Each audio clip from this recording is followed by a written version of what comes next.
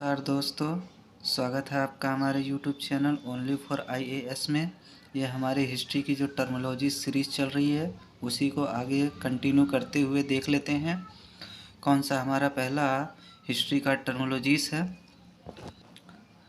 First है उपासक।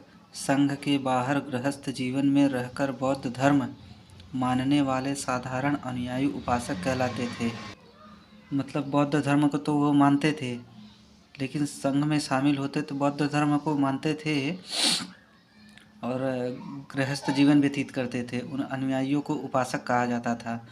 इससे संबंधित प्रश्न देख लेते हैं। भारत के सांस्कृतिक इतिहास के संदर्भ में निम्नलिखित युग्मों पर विचार कीजिए, जो कि 2020 में क्वेश्चन पूछा गया था। फर्स्ट है परिव्राजक, परित्यागी व भ्रमणकारी। श्रमण, उच्च पद प्राप्त पुजारी। उपासक, बौद्ध धर्म का साधारण अनुगामी। उपर्युक्त युग्मों में से कौन सा सही सुमेलित है? इनमें से कौन सा सही सुमेलित है वो हमें देखना है। स्टेटमेंट है आपका 1 और 2, 1 और 3, 2 और 3, 1, 2 और 3। करेक्ट आंसर है 1 और 3। परिव्राजक परित्यागी व भ्रमणकारी होता था। उपासक बौद्ध धर्म का साधारण अनुगामी, जो हम ऊपर देख चुके हैं। नेक्स्ट देख लेते हैं मिरासीदार। थलकारी या मिरासीदार। मिरासीदार को थलकारी भी कहा जाता है।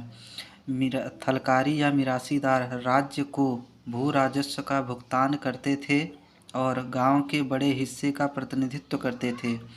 ये भूमि के वंशानुगत मालिक होते थे। कौन? मिरासीदार। नेक्स्ट देख लेते हैं औरंग। औरंग गोदाम के लिए प्रयुक्त एक फारसी शब्द है। गोदाम के लिए प्रयोग किए जाने वाला एक फारसी शब्द है। यह एक ऐसा स्थान होता है जहां सामान बेचे जाने से पहले एकत्र किया जाता है। मतलब जहां सामान बेचे जाने से पहले गोदाम यहाँ पर रखा जाता था। औरंग शब्द तैयार माल की कार्यशाला को भी संदर्भित करता है। मतलब कि यह एक गोदाम है।